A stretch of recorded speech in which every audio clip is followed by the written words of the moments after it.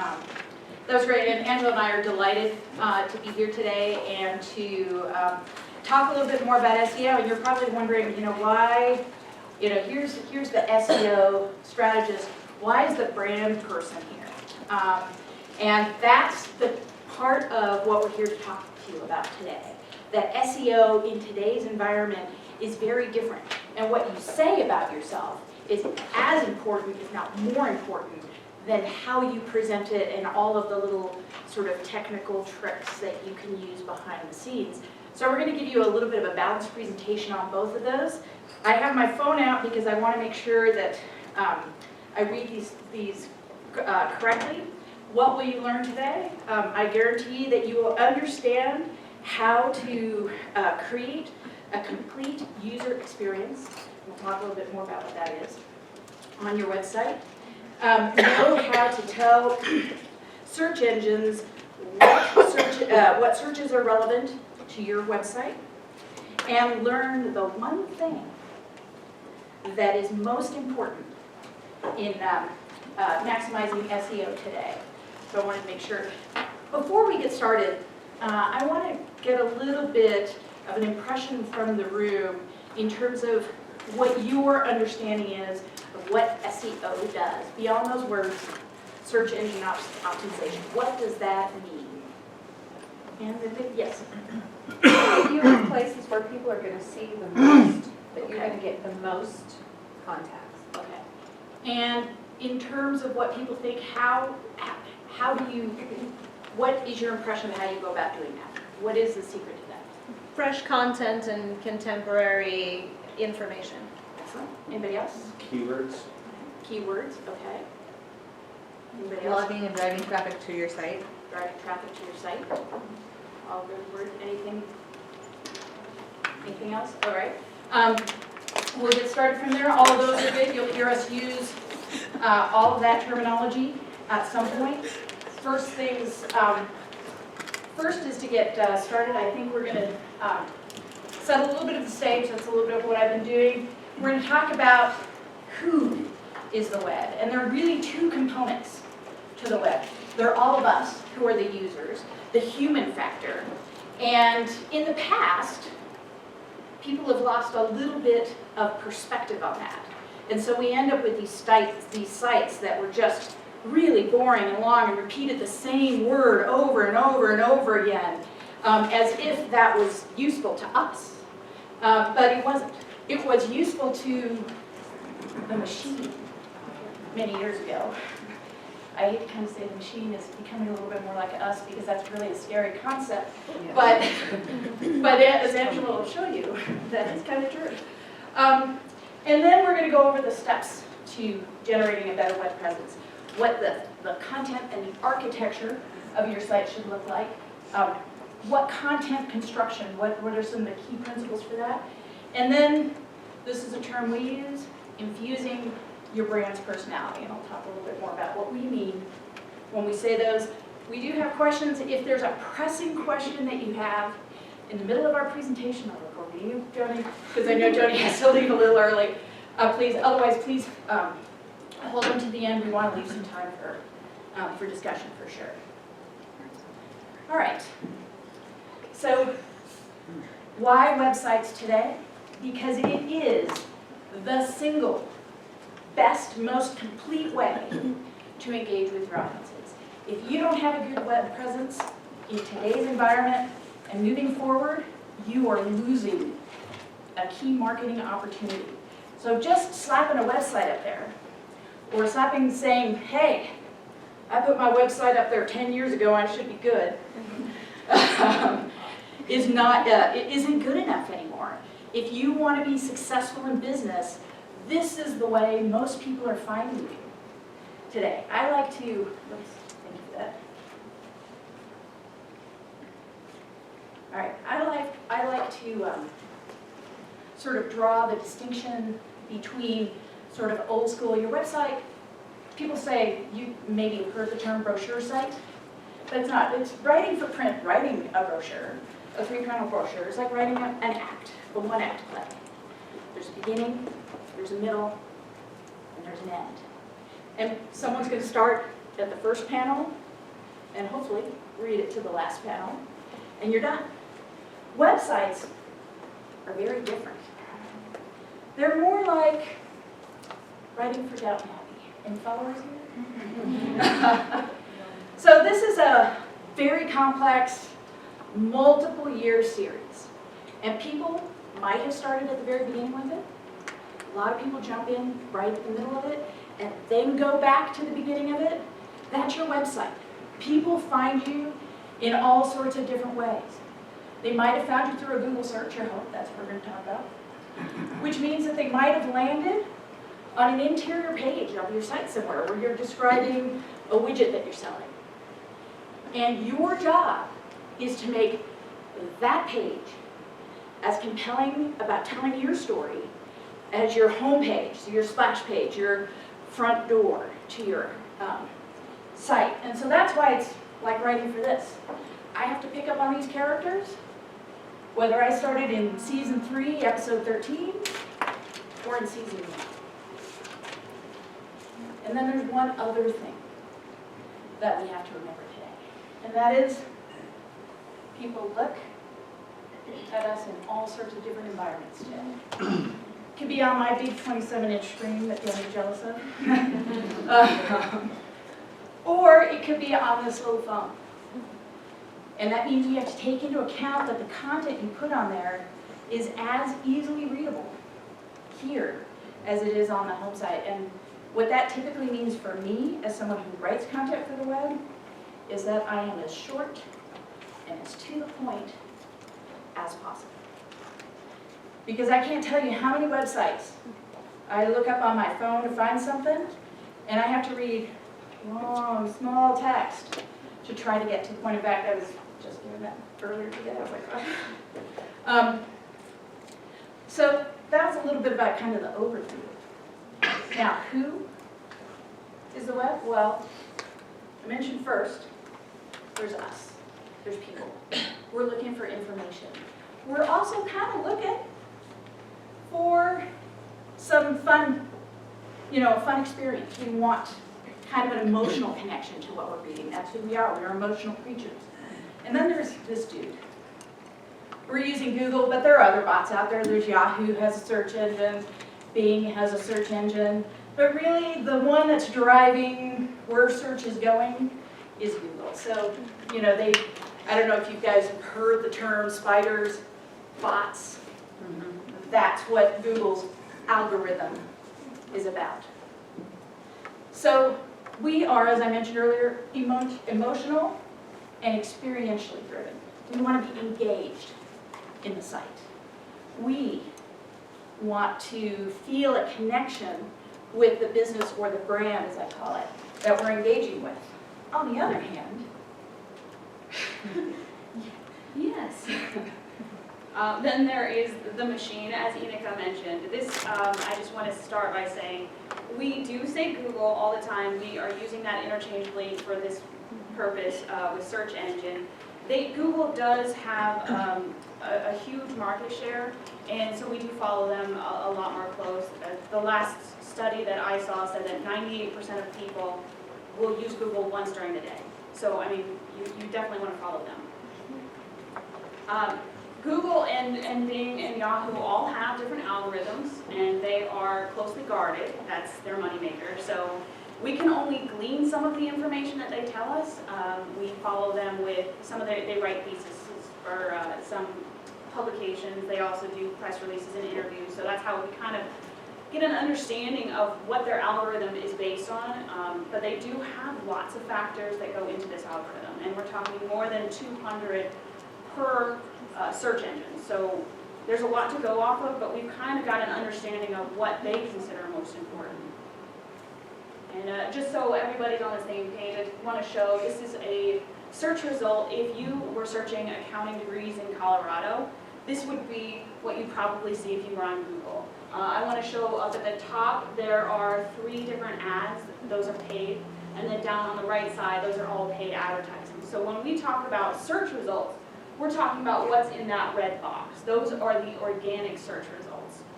Now this is really key here is 3/4 of the people that land on a page like this will click something out of that red box. They don't want paid advertising.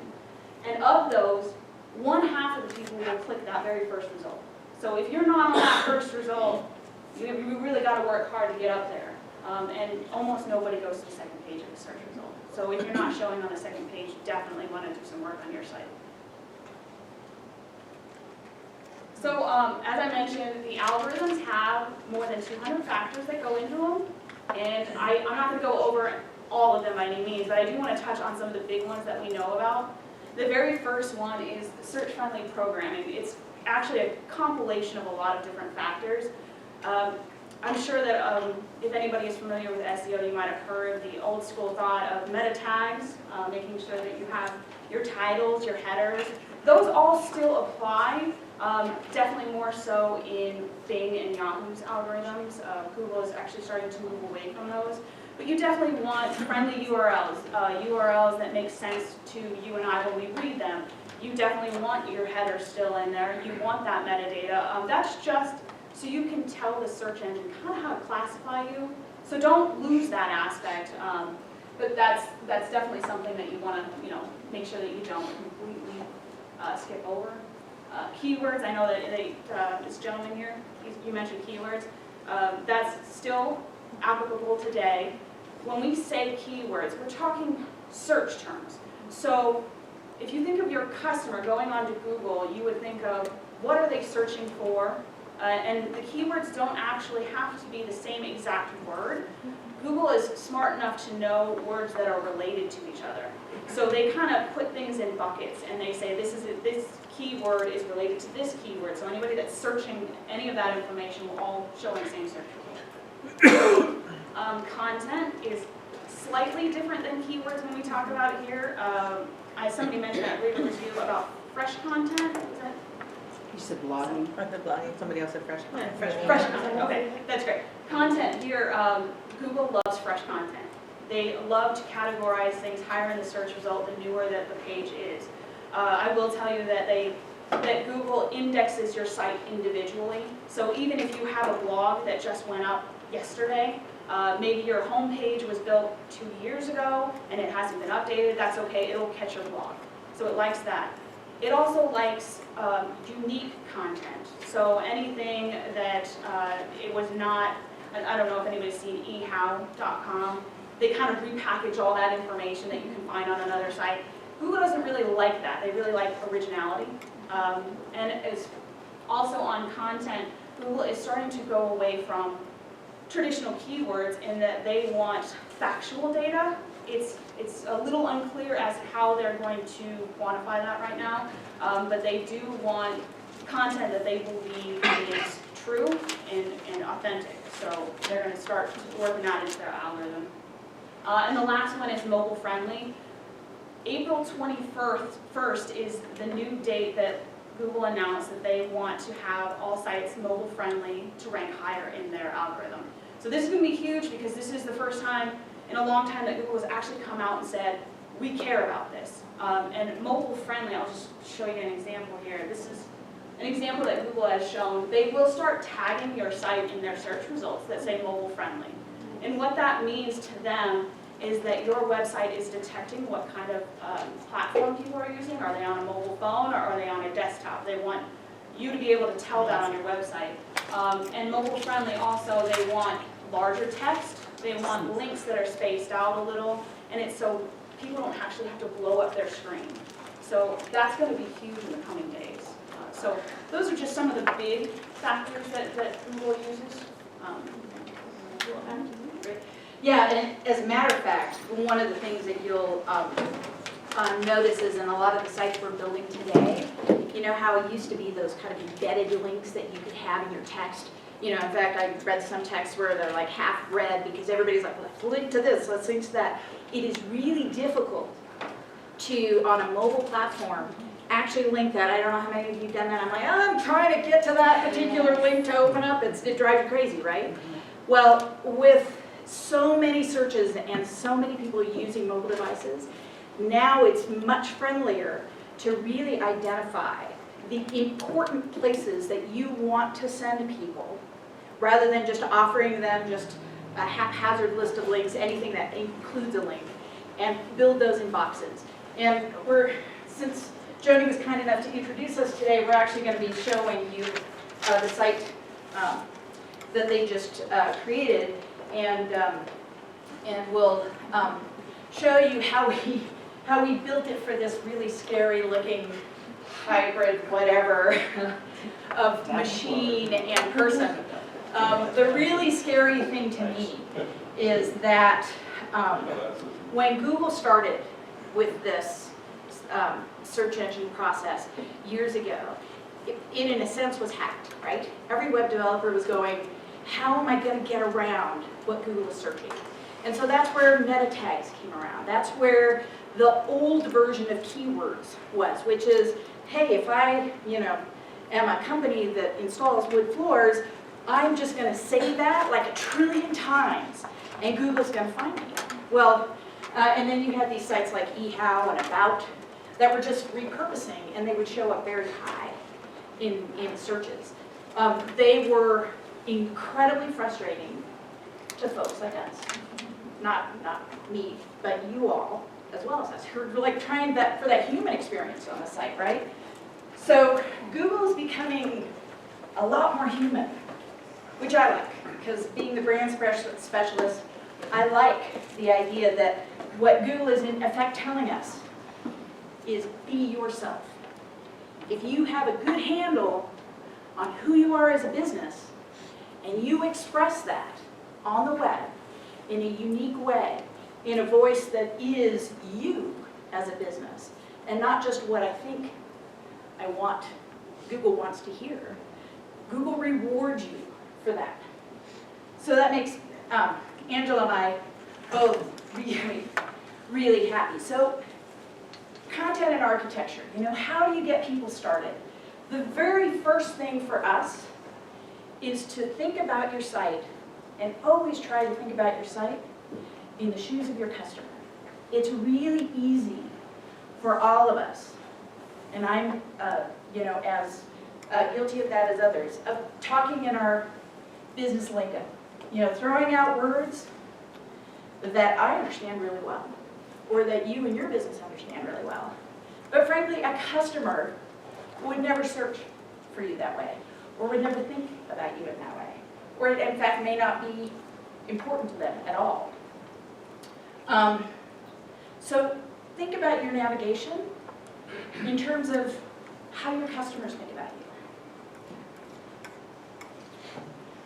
you. The other thing is, be redundant.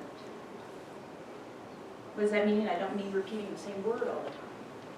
But have people find key information that is important to you in a number of different ways. Don't just say, hey, I put a who we are button up here, and that's really important. So I'm just going to guess that people will always look at the navigation to find me. I'm going to find a way to drill that content somewhere else, to put a button that says, hey, find out who we are, or find out what our product is. If you have a list up here, a menu that says, here are our products, make sure that in your main page, you have a big button that says, find out more about our products. That you haven't just hidden that in one place. That's what we talk about in redundancy. And it's not just in one page, but it's on a number of pages. And we'll show you some examples of what that means on the site we're going to show. Also, as I mentioned earlier, keep it simple. Get to the point. Don't go past 500 words. I'd say stick in about the 300 word arena. Now, where that is different is if you're blogging. You can write really long blogs. But a lot of people fight against blogging because they think that's what you have to do. Oh my God, I have to come up with 2,000 words, on a blog. You actually don't.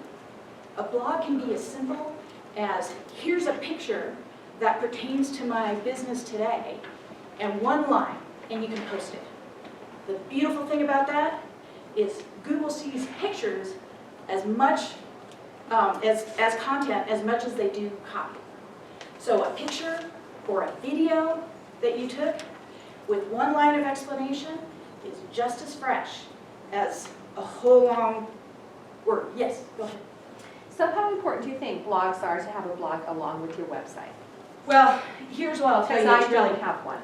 and here's what I'll tell you, it's really important, and Angela can chime in on this too. Somebody mentioned it earlier. Google looks for fresh content. The easiest way to generate fresh content on your site is through a blog. Because otherwise you're having to change, the content of your homepage, redefining sort of who your business is all the time in terms of the words you use. You don't want to be doing that.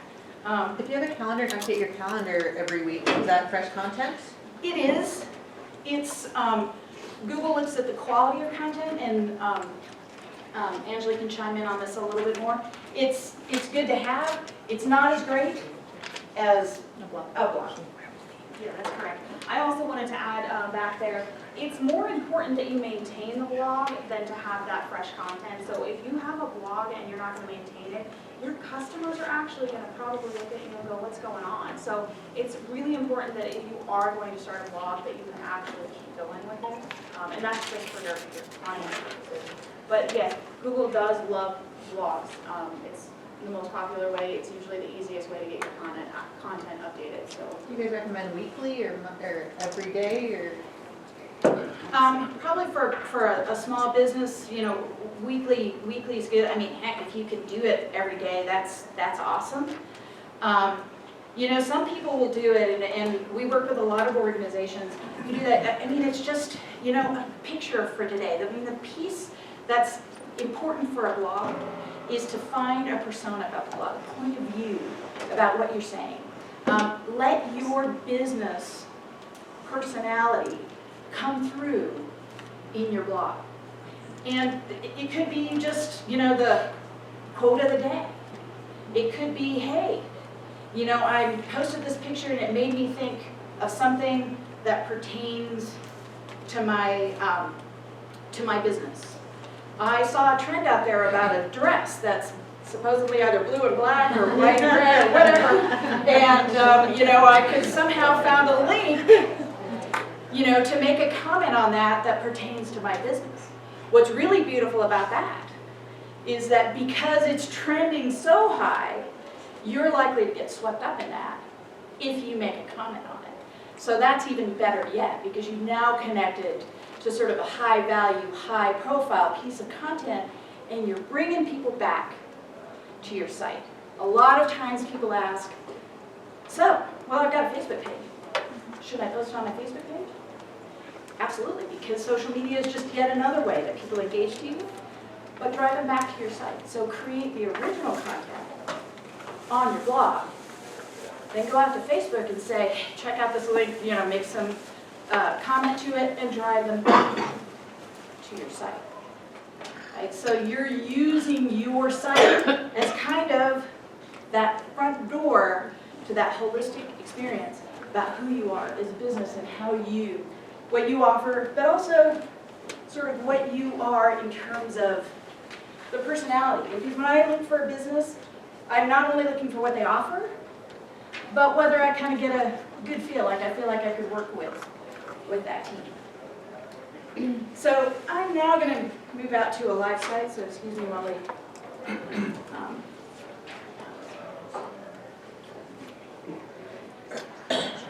have a quick blog question. So you were talking about like that picture that was going viral about the dress, which color you were seeing. So if you were to post something about that, is that considered original content? Like if you were to use an article that was already posted or post back to the original post and a comment on it, how does that work? Because I see a lot of blogs who use links to articles or something that's relevant to their business and then maybe put their comments on it. How does that go with original content? it actually does help you in certain scenarios. Because Google indexes every page individually, what will happen is it really depends on what the person is searching. So if you're, if somebody is searching the dress, they'll probably go to the originator of the picture. But if they search the dress and I don't know why they've ever searched for it, but chiropractic dress. Yeah. It would come back to your site because now you've got your titles and headers, your comments on that page as well, so it will help you in the long run. So your comments would be on their original page, is what you're saying, like you comment on their page and that, or no, you would just link their page to your page? Yeah, she's saying you should kind of create your own blog page about the dress. I would add though additional comments or some commentary of some sort, but if you just post the image, that won't do it. So you have to add something to it. Yeah, I feel like I'm doing that when they like Yeah. comment on a, an article, put Oh. their comments about A that. lot of that is done to actually drive people to your site more than search engines. So a lot of those people will post it on Twitter, Facebook, places like that to drive people to their blog. So that's usually why people do it. Okay, thank you. And this is, I think, where it's important to keep that in mind, is that, we tend to sort of get caught up in, oh my God, the search engine. But the piece is that social sites are like word of mouth, which is as important to driving traffic to your site. So don't think, if I've just, magically created this great site, now I can sit back and finally go, I'm done. Now, that's part of what this digital space, requires of us every day. It requires presence in a way. So the trick is to find presence that is time efficient for particularly small business folks, who, because we don't have anything else that occupies our time, right? So I do apologize. I hope everybody will go and check out Joni's new site. It's being cut off by the projector. So, and if you build a mobile-friendly site, that's not considered a mobile device. So it's not actually fitting itself to to the mobile device. But some things that we wanted to talk about. First, establishing a voice for your brand. So it's not just we sell wood, we install wood floors and we're really good at it, or we're using, we're all about quality. We're creating a language that sort of gives a perspective to a potential customer of how we treat our business and look at the product that we sell. You'll note that these buttons, no matter what the slider is, not changing the buttons. We want people to learn more, and we want people to see our work. So, we're not taking the opportunity for a bell and whistle to go, ooh, I can put something different here. We actually are telling them, this is what we want you to do. We want you to see our work and learn more about what we can do for you. All of these buttons down here drive people to these interior pages. What we do. And you'll note above, the very first thing you need to look at is up in the URL, up at the very top. It says what we do, very clearly. And if you were to have several tabs open, depending, this is a Safari browser, but most browsers use this. They have a tab up top, right? So I usually have about 28,000 pages open. But if I look along the tabs at the top, that's a really descriptive way to talk about your business. So here, you would see the tab says, what we do, Artistic Floors by Design. On the home page, Artistic Floors by Design, luxury floors, I can't remember the exact words, but basically it says the 3 or 4 most important words about our business. And we say it up front. Now where do you put that? That's what's called the page title. So it's something that you put in the back end of your website. That's the kind of meta tagging that Angela's talking about. So here's where we make sure, note, we use the languages that people might be, the language that people might be searching for over and over and over again. Textured floors, board floors, patterned floors, wood floors. So we've used them often, but we've found kind of unique ways to talk about it. And that's what Google is looking for. That's what the human is looking for. You want to get a sense of who this business is and what they can do for me, and whether I'm a good fit for them. Don't be afraid to tell people you're a good fit. This is what I love about Joe and Joni. They say, hey, we're not afraid to turn people away. You know, if they're not a good fit for our business, then we turn them away. Because I think you guys keep pretty busy with what you're doing right now, right? You weren't enough. And I'm gonna jump in right here. As Annika mentioned, this is something that a user wants to see, all the language that's being used. And on the back end, what we've done is titled all those images and used descripting words so that for Google, they'll know how to look for that. So when you're on Google and you have the little options up at the top and you click images, and let's say you search hardwood floors, and you click images, some of those images should start appearing. It does take some time to build up. Joni just launched the new site, so it will take time to actually gain some traction in Google, just so you know. It doesn't happen overnight. Well, meta tags aren't as important for content anymore. They are critical for images. So every image you post up there, make sure, you know, if you can, actually make the file name of the image somewhat descriptive of the image, rather than underscore DSC102, because that's what your camera labeled it, right? I've seen those. The other is, then you have two different, there's actually a lot of ways that you can spend time labeling your images. The first is an image title. You should definitely title the image.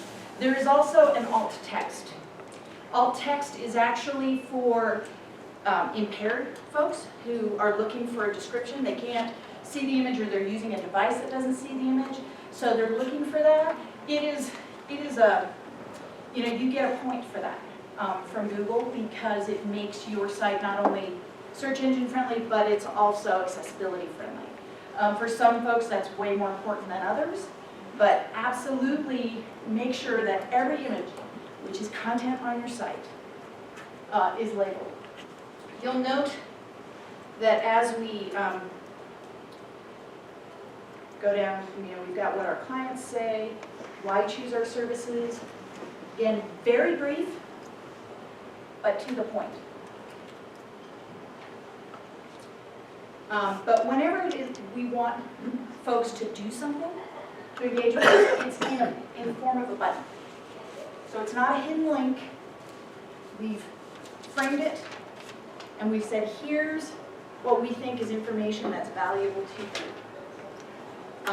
So come and find us. Here's Joni's fledgling blog. Don't judge. No, it's good.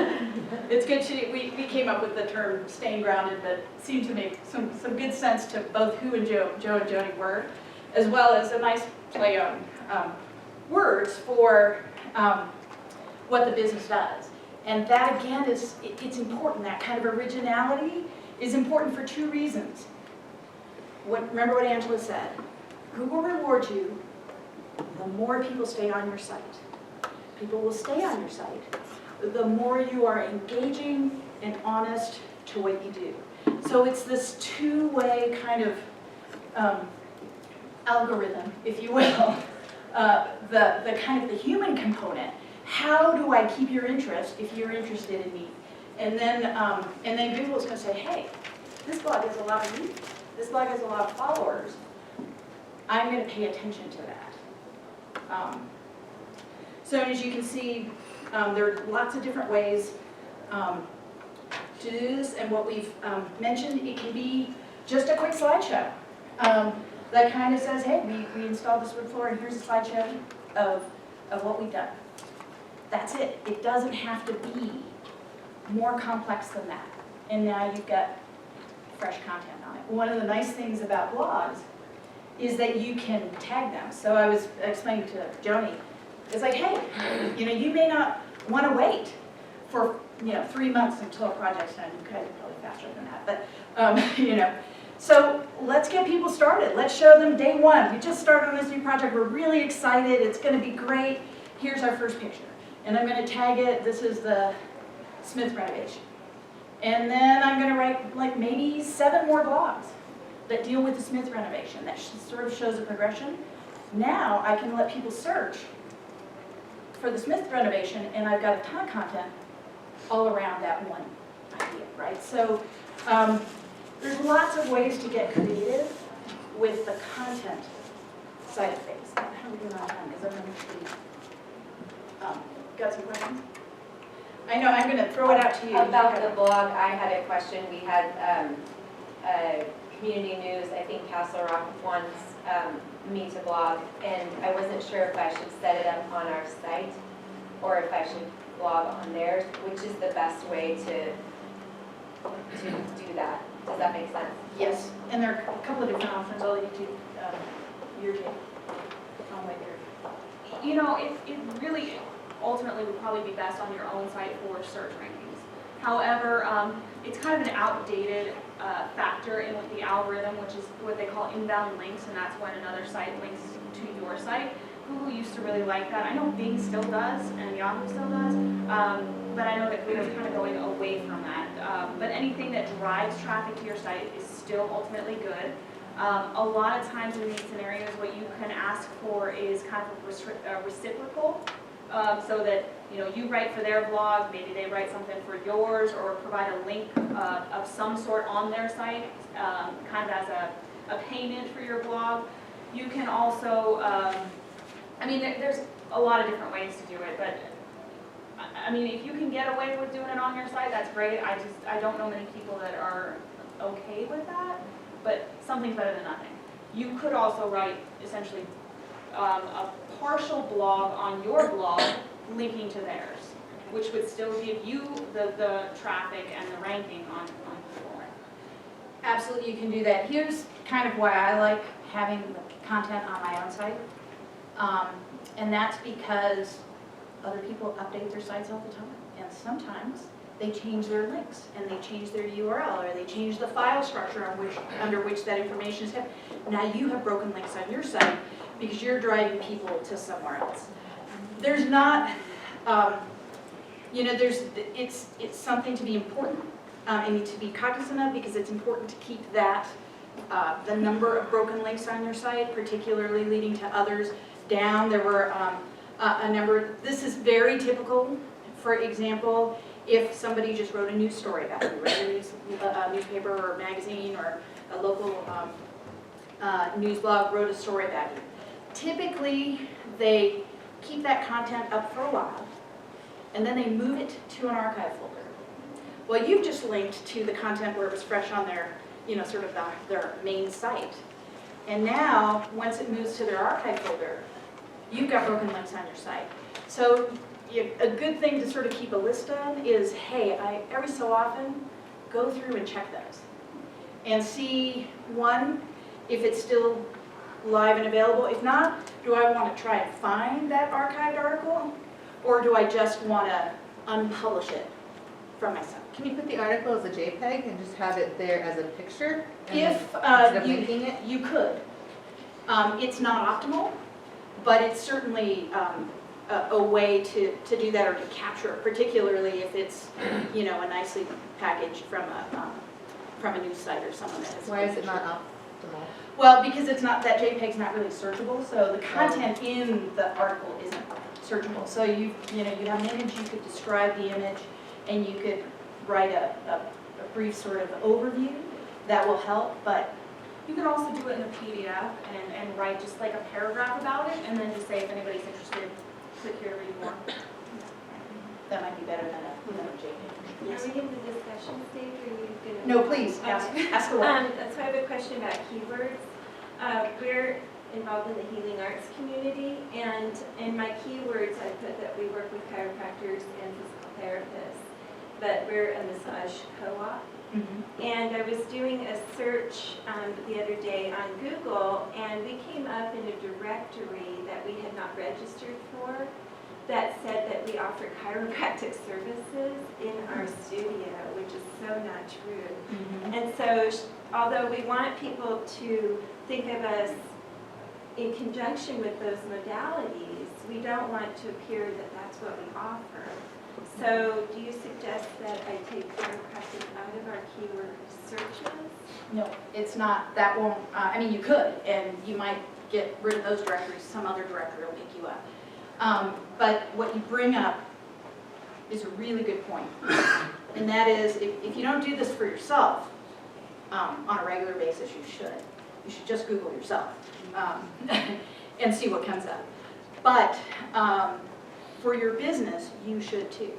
And because there are many directories, a lot that auto-compile, some that want you to sort of provide more information, and Google Maps does great. In fact, if you'll notice, typically when you Google a business, the very first thing that comes up, particularly when you're on mobile, is directions to this business, is this business open, etc.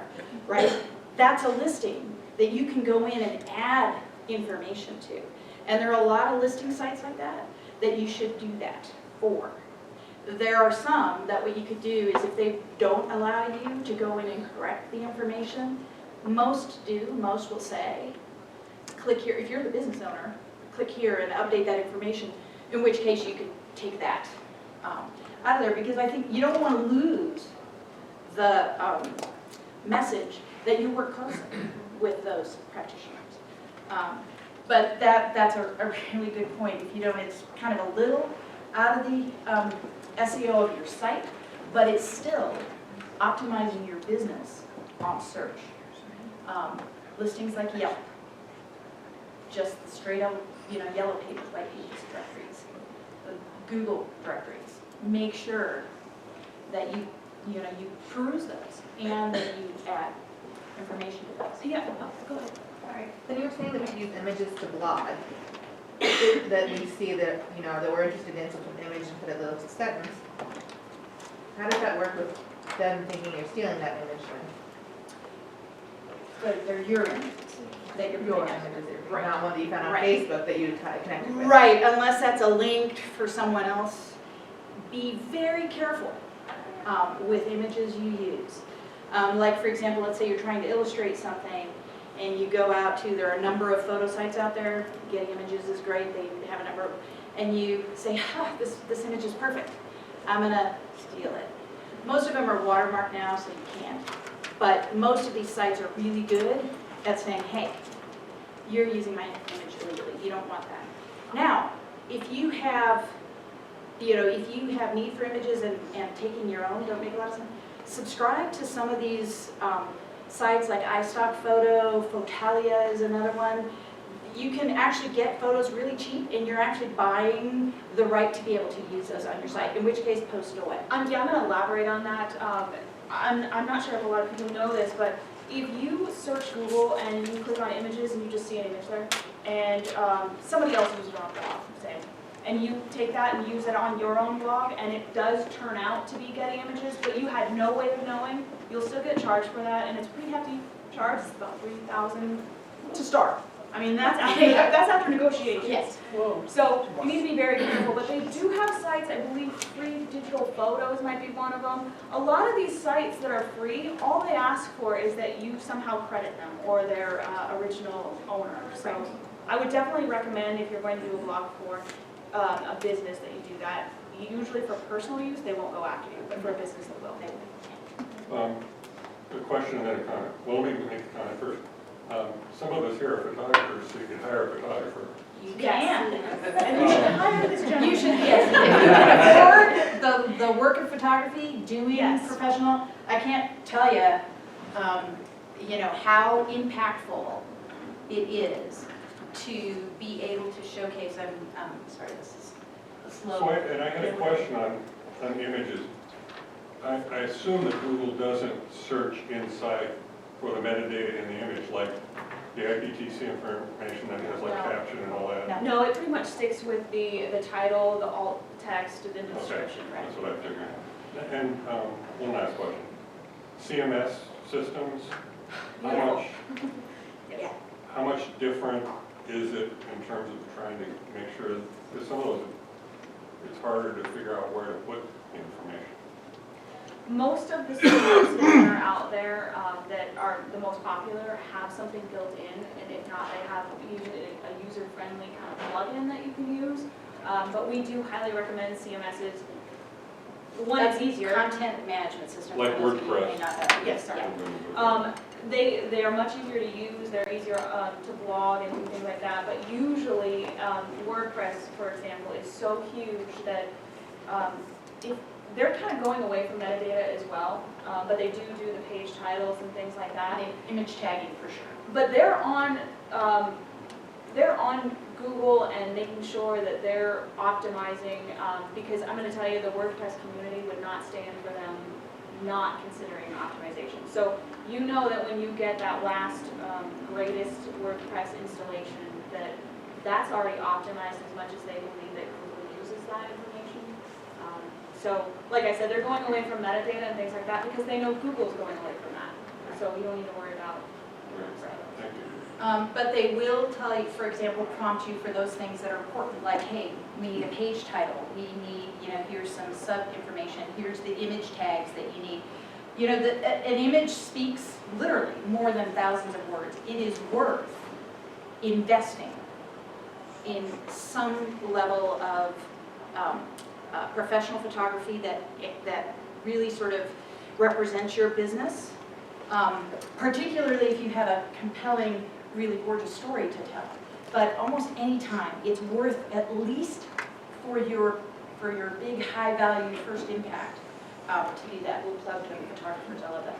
Yes? How do video blogs compare to text blogs? Same thing, but it's just, you have to describe what's in the blog. Now, what's in the video.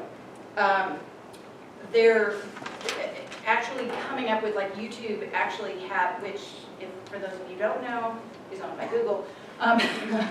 So they're coming up with ways to actually embed information in the video about what it's about, descriptive information. In fact, it's not going to be global, but for a certain level of business, like I know for our clients of higher institution, for the accessibility part of it, descriptive text and captioning is going to be mandatory starting at some point this year for all of that. So Google is definitely going in that direction, but in YouTube, don't just post a video and say, hey, I've uploaded my video to YouTube. YouTube has a bunch of descriptive information below. Use it. Make sure you name your business, what you do, and what the video is about. So use it as a place to sort of not inundate people with, let me tell you the 10,000 words that are descriptive of my business, but use your business name in it for sure. Use a quick reminder of what you do as a business, and then describe the video. Thank you. Yes. Perhaps a very simplistic question, but for those of us who don't have a blog, is a blog another page on your website, or is it some other location that's linked somehow? How does that work? A blog is typically like a section of your website, and then each blog is usually a page by itself, and that page would have a slider, a YouTube, whatever content, and then all those pages are compiled together to make essentially a blog. So, yeah, go ahead. No, I was going to say, this is what's really nice about the CMSs, the content management systems. If you use like a WordPress, Joomla, Drupal, there are a ton of them out there. WordPress is probably the most popular right now, is they built that in. So they built this page, which is a page on their site, which basically, I told it, on this page, compile my, 6 most recent blogs. And all Joni has to do is go in and create what's called a post. And a post is, I'm uploading my video, I'm uploading my images, I'm uploading my content, and then I just publish it, and it automatically shows up here. So she doesn't have to do anything other than write it. So that's what's really nice about hosting it in your own site. You can link to, let's say, your site to a blog that you're doing on WordPress. It's not as seamless, and it's not as rewarding. If you do use an outside blogging software, like WordPress has a free one that you can use, it actually does no good for your individual website other than driving traffic, because WordPress won't show as high in the rankings, that platform. You do have the option to create, if you have an HTML site, you could create your pages individually. If you do that, you just have to somehow link it to some other pages on your website so that they know that there's a new page. So if you are using WordPress, you want to move your blog so it's part of your website, is it, I mean, do you start over, or do you repost everything done on your new blog, or you just kind of treat it like a brand new thing and you post it again, or? Because then if you don't use it anymore, then you're losing all the blogs that you've already put into there. There are a lot of different options on that, and it really depends on whether or not you can do a 301 redirect. And a 301 redirect is just saying, this is the old link, I'm going to move my blog and now link it. If anybody goes to that old link it to the new link. That would be ideal, and then move all your content over. I do know that some people don't do that because they have a lot of stock in their organic search result. If you do, and you can leave it where it was, that's fine too. But if you're finding out that your blog didn't do so well in the search results, I would probably move it over. So just take all the content and just copy it over to your Unless you new. have a lot of built-in work on it, then probably move it. So you're saying if your blog is on WordPress, you should move it to something else? You don't have to. It's just, I do know that if you have the blog with your site, that you will get higher rankings than if you just had it on WordPress. Is it WordPress.com? I think it's WordPress.com. Yeah. Yeah, they don't rank that as high. So if you have a site, it's best to have that blog on your site. I So- have it as a link on my website. Okay. Which again is not as compelling to, it doesn't reward you as much as if you actually are building that content on your site. So linking to the blog is, you're helping the human side of things. You're telling people, hey, I've got a blog out there. But as far as Google is concerned, or search engines are concerned, that's an entirely different space with entirely different content. So they're not crediting you on your site. They're not crediting your site with that. So if you had, what's your site built on right now? GoDaddy. Right, Can't but do a blog within GoDaddy. no, actually this site is hosted on, but are you using their template builder, or is it they're just hosting your site? They're just the host. Oh, okay. So when I say what a site is built on, for example, the site that you just saw, pardon? ProPhoto. ProPhoto, okay. I would still say that if you don't have a content management system like a an installed WordPress, and if you don't have something like that, then I would continue with what you're doing and doing the linking back and forth. It's still better than nothing. It's just that when you host on another blogging platform, you don't have control of some of that metadata, so you can't customize all of that information, which is why you'll still get found in the search results. They just usually won't be as high as it was on your site entirely. It's worth thinking about, the next time you update your site, seeing what the capabilities of ProPhoto are in terms of hosting a blog, or getting a developer, and paying a developer to build that component on your site so that you can bring your blog home, so to speak. It's just worth thinking about down the line. I have a question about your web design for Joni's business. I've noticed that back in the old day, you used to click the different pages, and the pages were about this big, and then you click over. But what I'm seeing a trend is like a continuous feed, and then when you click, it jumps down. That is one part. This is what's driving that. I don't know how many of you do this on a hourly basis, pretty much, but that's what's driving this. It's called, what you're referring to as a scrolling site. What we've done for Joni is a little bit of a hybrid. So there are sites, if you have a very simple story to tell, you can put it all on one page. But, this gets pretty fatiguing after a while too, right? So I may want to do that so I don't have to constantly link, but try and contain it within that, within sort of reasonable content buckets. So if you're talking about what you do, put all of that in one scrolling page. Don't have people link to sub-menus underneath that. It has a lot to do with people don't like the page to load. So what's happening on a site like Joni's is that it's loading in the background. So it only loads what you can see, which is why it appears a lot faster. So on mobile phones, a lot of people don't have a Wi-Fi area or 3G, 4G, whatever. So Or you go to the bottom and then you realize you have to go back to the top to click onto another page. Right. So some of the things you'll notice, I skipped away from it, but one of the things you'll notice is we use what's called a sticky top menu. So no matter how you scroll, it sticks to the top. There are also, and I'm sorry if the projector's cutting off, but there actually is a little arrow down below here that will return you right to the top if you want. But that sticky menu is critical. Now, in a mobile environment, this changes entirely. The menu actually becomes those three, a little icon that you can move out to the side. It's, you'll see that difference in terms of that. And then you have a site directory at the bottom too, right? Yeah. So if you have a hosted, like your platform is like Weebly, can you put the site directory at the bottom? Absolutely. You know Weebly? Are you talking about No, this like right? where it says about us, and then, our latest news, and then it probably clicks back up, right? This actually is telling you to go to House. In this case, I didn't activate that link because we have a redundant directory down here.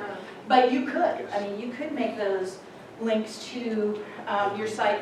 We're just cognizant typically that you can overlink everything. And that just gets difficult. So we're really sort of cautious about where we insert those links. If you have an active, say, Twitter feed or other social content, is there value from a fresh content perspective in piping that into your homepage or anything like that? I would definitely do that. Anywhere you can cross-link anything is better. And it's not going to rank you higher in the search results, but it will just ultimately drive more traffic to you. And Google is going to start including Twitter into their search results. So in the future, that's actually probably going to be beneficial. Just one caution to that is if you have, and Angela's word was key, an active Facebook or Twitter feed, if your Facebook page isn't, or your Twitter feed isn't a daily update, you don't want to show your customers that those kind of sites are just language and it's a whistle that you put on your site. Use it if it is to your advantage.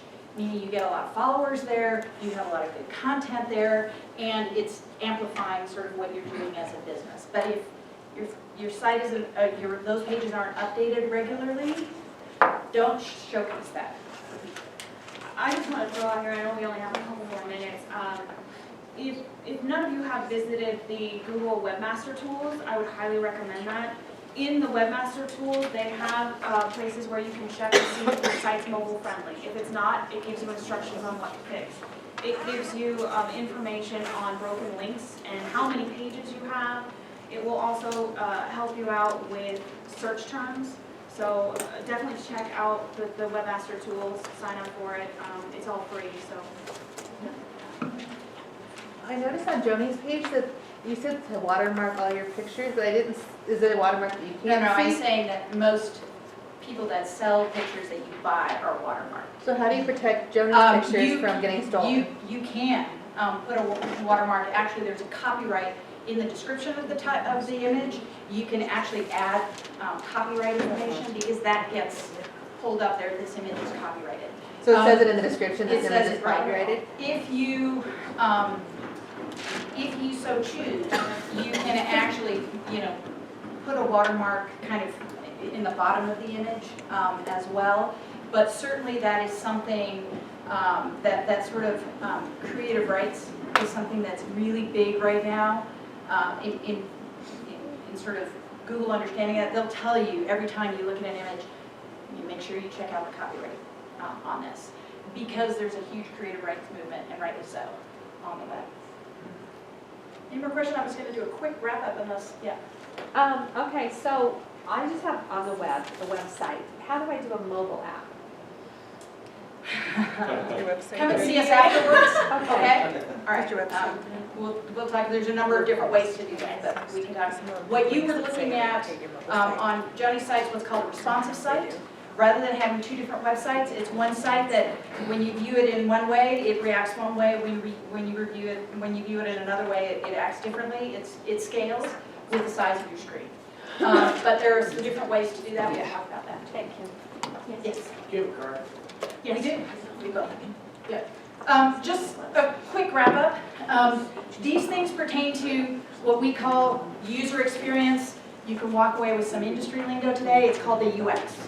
You can say, hey, I'm evaluating the UX on my site, and you'll sound, like you're in the know on web development. Use images and words that are true to your business. Talk the way you talk. Present yourself the way you present. Don't try to put yourself in someone else's shoes. Keep that copy length, with the exception of blogs, if you want to blog longer, between, or if you're imparting some detailed information about something, between 200 to 500 words. That's about all we look at today. In fact, the fastest growing medium out there right now on the web is video. That's what people are watching. And even then, 30 seconds. Don't go for 8-minute videos people don't watch. Unless they're hugely entertaining. Make sure you're using descriptive titles, not only in your page titles, but within your copy too. Make sure you provide a headline. And if you are using about 500 words, make sure you provide some subheads so I can scan that copy easily and go, yeah, this is what I need to read this. Or I'm going to jump down here, or I need to find another page. Use those alt tags, describe your images, and keep repeating those key concepts. What's important to your business? Over and over in different ways. We're about quality. I don't say it once. I say it many times in different ways, on different pages. Don't create pages that are link lists. Say, hey, let me show you all these resources, and it's a huge list of links. Stay away from the link lists. It's not good. Google doesn't like them. In fact, it ignores them. What I call don't drop audiences to a dead end. So you create a page, and there's no way to go back to where I was beyond the back button. A lot of people don't know about the back button. You need to tell them what you want to do next. Once I've read that content, what do you want to do? Call me? Learn more? Take the next step? Tell them what you want them to do, because most of us aren't smart enough to know what we want to do. I think I've already said that one. I say this one, for most of you, this isn't pertinent. For our big clients, it is. If you're a big corporation and you've got, or you are a nonprofit and you have board members that do business, and then you have a customer side, don't put all that information in one place.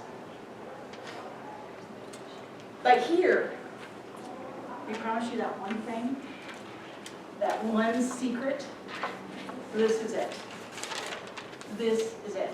There's no secret. If people come knocking on your door telling you, hey, we can optimize your site, we've got the secret to making you look really great on Google. If they're not telling you, you have to evaluate the content on your site, then they're selling you short. Let's just put it that way. There are a lot of things you can do that really, to get started, just go back and look at what you're saying on your site. Saying about yourself, because this really is where you start. That's all we've got.